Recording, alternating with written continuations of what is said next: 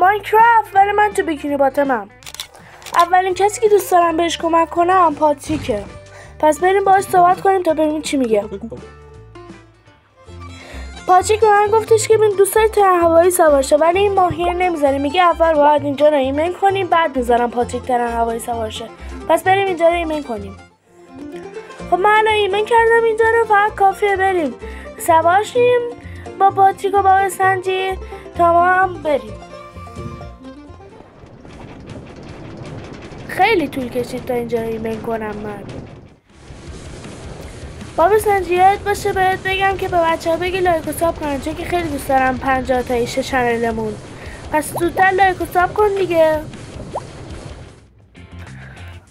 الان خیلی دوست دارم به پختابوس کمک کنم، پس بریم ببینیم چی میگه.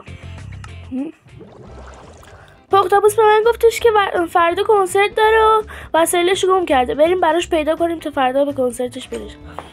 خب من الان وسایلش رو پیدا کردم و بهش دادم، گفته تو گیتار میزنی تو کنسرت من، پس برسیم به کنسرت.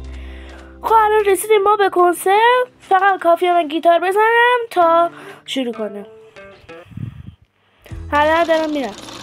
راستی اگه تو هم مودشو میخوای فقط کافیه بری تو چنل تلگرامم، مودش اونجاست. پیس اوت.